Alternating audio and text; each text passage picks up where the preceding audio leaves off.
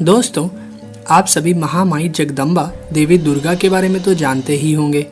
इन शक्ति स्वरूपा देवी दुर्गा ने समस्त लोगों के कल्याण के लिए तथा दुष्ट दानवों और राक्षसों का विनाश करने के लिए कई बार अपने अलग अलग रूप धारण किए थे।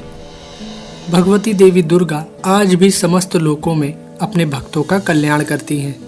इसी कारण संसार में देवी दुर्गा के कई रूपों की पूजा की जाती है। विशेषकर नवरात्र में 9 दिन तक देवी दुर्गा के 9 रूपों की पूजा की जाती है।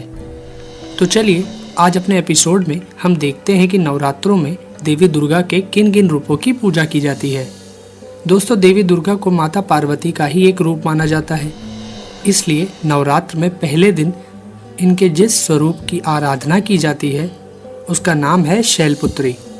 पर्वतराज हिमालय के यहाँ पुत्री रूप में जन्म लेने के कारण इनका नाम शैलपुत्री पड़ा था। दोस्तों, देवी शैलपुत्री अपने पूर्व जन्म में ब्रह्मा जी के मानस पुत्र प्रजापति दक्ष की पुत्री थी।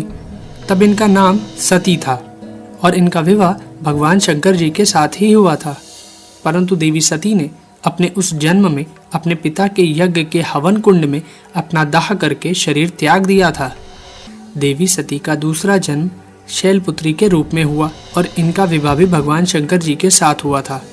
देवी शैलपुत्री को हम देवी हेमवती व देवी पार्वती के नाम से भी पुकारते हैं। दोस्तों, वृषभ यानी बैल पर सवार देवी शैलपुत्री के दाएं हाथ में त्रिशूल तथा बाएं हाथ में कमल सुशोभित रहता है।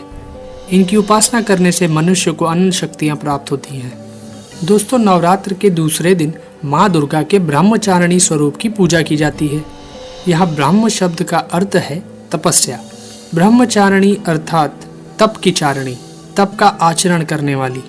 दोस्तों, देवी सती ने जब शैलपुत्री के रूप में दूसरा जन्म लिया था तब सभी मनुष्यों की तरह उन्हें भी पिछले जन्म की कोई भी घटना याद नहीं थी और उधर भगवान शंकर अपनी पहली पत्नी सती के शोक में डूबे हुए थे। तब देवताओं ने भगवान शिव को शोक से उबारने के लिए शैलपुत्री को उनकी पत्नी बनाने का विचार किया और देवर्षि नारद को शैलपुत्री के पास भेजा। देवर्षि नारद ने देवी शैलपुत्री को जब भगवान शंकर को अपना पति बनाने के लिए प्रेरित किया तब देवी शैलपुत्री ने भगवान शिव को अपने पति के रूप में प्राप्त करने के लिए हजारों वर्ष तक इतनी कठोर तपस्या की थी कि तीनों लोकों में हाहाकार मच गया था। दोस्तों, देवी शैलपुत्री की वह तपस्या बड़ी ही अभूतपूर्व थी। ऐसी कठोर तपस्या कभी कोई नहीं कर पाया था। इस कारण ही उनका नाम ब्रह्मचारिणी पड़ गया था। देवी दुर्गा के इस ब्रह्मचारिणी स्वरूप के दाहिने हाथ में जप की माला तथा बाएं हाथ में कमंडल रहता है। इनकी उपासना करने वाले मनुष्य कठिन से कठिन संघर्षों में भी अपने कर्तव्य पथ से विचलित नहीं होते हैं। दोस्तों, नवरात्र के तीसरे दिन माँ दुर्गा की तीसरी शक्ति चंद्रघंटा की पूजा की जाती है। माँ दुर्गा के इस स्वरूप के मस्तक में घंटे के आकार का अर्धचंद्र है। इसी कारण इन्हें चंद्रघंटा देवी कहा जाता है। दोस्तों, सिंह पर सवार देवी चंद्रघंटा के 10 हाथ हैं और उनके 10 हाथों में अस्त्र और शस्त्र विराजमान हैं। देवी चंद्रघंटा की मुद्रा देखने में ऐसी प्रतीत होती है जैसे कि वो युद्ध करने के लिए तैयार हैं। नवरात्र की दुर्गा उपासना में तीसरे दिन की पूजा का बहुत ही ज्यादा महत्व है, क्योंकि देवी चंद्रघंटा शीघ्र फल देने वाली देवी है। इनकी भक्ति करने वालों को इनकी कृपा से जल्द ही अलौकिक वस्तुओं के दर्शन होने लगते हैं, दिव्य सुगंधों का अनुभव होने लगता है तथा तरह तरह की दिव्य ध्वनियां सुनाई पड़ने लगती हैं। कहते हैं ऐसे क्षणों में भक्तों को बड़ा सावधान रहने की आवश्यकता होती है। देवी चंद्रघंटा की साधना पूर्ण होने पर अति शीघ्र फल प्राप्त होता है। माँ चंद्रघंटा अपने भक्तों के समस्त पाप और बाधाएं नष्ट कर देती हैं। दोस्तों, माँ दुर्गा के चौथे स्वरूप का नाम है कुष्मांडा। जब हमारी इस सृष्टि का कोई अस्तित्व नहीं था, चारों तरफ सिर्फ अंधकार ही अंधकार था, तब इन्हीं आदिशक्ति माँ दुर्गा ने इस ब्रह्मांड की रचना की। अंड अर्थात ब्रह्मांड को उत्पन्न करने के लिए ही आदिशक्ति ने इस स्वरूप को कुष्मांडा देवी के नाम से पुकारा जाता है। इनका निवास सूर्य लोक के भीतर के लोक में है, तभी इनके शरीर की कांति और प्रभा सूर्य के ही समान है। इनके तेज की बराबरी कोई भी देवी देवता नहीं कर सकता है। इस ब्रह्मांड की सभी वस्तुओं और प्राणियों में स्थित तेज इन्हीं की छाया है। दोस्तों, सिंह पर सवार इन देवी कुष्मांडा की 8 भुजाएं हैं, इसलिए इन्हें अष्टभुजा देवी भी कहा जाता है। इनके हाथों में कमंडल, धनुष, बाण, कमल पुष्प, अमृत कलश, चक्र, गदा और सभी सिद्धियों तथा निधियों को देने वाली जपमाला है। नवरात्र के चौथे दिन माँ दुर्गा के इसी स्वरूप की उपासना की जाती है। संस्कृत में कुष्मांड कुम्हड़े यानी कद्दू को कहा जाता है। देवी कुष्मांडा को कुम्हड़े की बलि सर्वाधिक प्रिय है, इस कारण से भी यह कुष्मांडा कही जाती है। दोस्तों, माँ दुर्गा के इस स्वरूप की उपासना बड़े पवित्र तथा स्थिर मन से कुष्मांडा देवी के स्वरूप को ध्यान में रखकर की जानी चाहिए। इनकी उपासना से भक्तों के समस्त रोग शोक नष्ट हो जाते हैं और आयु, बल और आरोग्य की वृद्धि होती है।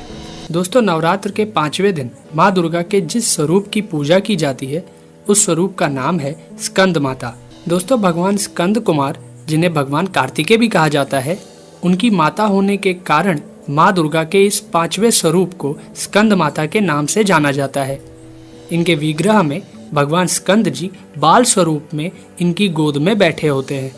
स्कंद माता स्वरूपनी देवी की 4 भुजाएं हैं। दाहिनी तरफ की ऊपर वाली भुजा से इन्होंने भगवान स्कंद को गोद में लिया हुआ है और नीचे वाली भुजा में कमल पुष्प लिए हुए हैं। इसी तरह बाईं तरफ की ऊपर वाली भुजा वर मुद्रा में है तथा नीचे वाली भुजा में कमल पुष्प लिए हुए हैं। दोस्तों, स्कंद माता कमल के पुष्प पर विराजमान रहती हैं, इस कारण इन्हें पद्मासना देवी भी कहा जाता है। साथ ही इन देवी स्कंद माता का वाहन सिंह भी है। स्कंद माता की उपासना करने से बाल रूप स्कंद भगवान की पूजा स्वयं हो जाती है। यह विशेषता केवल इन्हीं देवी को प्राप्त है। दोस्तों, माँ दुर्गा के 6ठे स्वरूप का नाम है देवी कात्यायनी। पूर्व काल में कत नाम के एक महर्षि हुए थे, जिनके पुत्र हुए थे ऋषि कात्य। इन्हीं ऋषि कात्य के गोत्र में ऋषि कात्यायन उत्पन्न हुए थे। ऋषि कात्यायन ने बहुत वर्षों तक माँ भगवती की तपस्या की थी। उनकी इच्छा थी कि माँ भगवती उनके घर पुत्री के रूप में जन्म ले। दोस्तों, कहा जाता है कि जब दैत्य महिषासुर का वध करने के लिए भगवान ब्रह्मा, विष्णु और महेश तीनों ने अपने तेज के अंश से माँ दुर्गा को उत्पन्न किया था, तब महर्षि कात्यायन ने ही सर्वप्रथम उन देवी दुर्गा की पूजा की थी। इसी कारण से देवी दुर्गा का यह स्वरूप देवी कात्यायनी कहलाया और ऐसी मान्यता है कि इन्हीं देवी कात्यायनी ऋषि कात्यायन के यहाँ पुत्री के रूप में उत्पन्न हुई थी। दोस्तों, सिंह पर सवारी करने वाली देवी कात्यायनी का स्वरूप बड़ा ही भव्य तथा दिव्य है। इनकी 4 भुजाओं में दाहिने तरफ की ऊपर वाली भुजा अभय मुद्रा में है तथा नीचे वाली भुजा वर मुद्रा में है। बाईं तरफ की ऊपर वाली भुजा में तलवार तथा नीचे वाली भुजा में कमल पुष्प सुशोभित है। माँ देवी की इस कात्यायनी स्वरूप की पूजा नवरात्र के 6ठे दिन की जाती है। माँ कात्यायनी अपने भक्तों को 4 फल अर्थ, धर्म, काम और मोक्ष प्रदान करती हैं।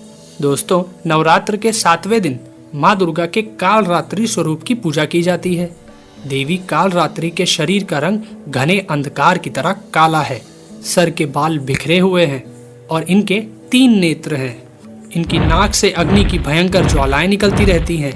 गधे पर सवारी करने वाली देवी कालरात्रि के दाहिने तरफ की ऊपरी भुजा वर मुद्रा में है तथा नीचे वाली भुजा अभय मुद्रा में है। बाईं तरफ की ऊपर वाली भुजा में लोहे का कांटा है और नीचे वाली भुजा में खड़ग है। माँ कालरात्रि का स्वरूप देखने में अत्यंत भयानक है, परंतु यह सदैव शुभ फल प्रदान करती है। इसी कारण इनका नाम शुभंती भी है। दानव, दैत्य, राक्षस, भूत, प्रेत आदि इनके स्मरण मात्र से भयभीत होकर भाग जाते हैं। इनके भक्तों को अग्नि भय, जल भय, जंतु भय, शत्रु भय, रात्रि भय आदि कभी नहीं होते हैं। दोस्तों, माँ दुर्गा की 8वीं शक्ति का नाम है महागौरी। इनका रंग पूर्णतः गौर है। इनकी गौरता की उपमा शंख, चक्र, चंद्र और कुंद के फूल से दी गई है। देवी महागौरी की आयु 8 वर्ष की मानी गई है। इनके वस्त्र आभूषण भी श्वेत हैं। वृषभ की सवारी करने वाली देवी महागौरी की 4 भुजाएं हैं। इनके दाहिनी तरफ का ऊपरी हाथ अभय मुद्रा में है और नीचे वाले हाथ में त्रिशूल है और बाईं तरफ के ऊपर वाले हाथ में डमरू और नीचे वाला हाथ वर मुद्रा में है। देवी महागौरी ने अपने पार्वती रूप में जब भगवान शिव को प्राप्त करने के लिए कठोर तप किया था, तब इनका रंग काला पड़ गया था।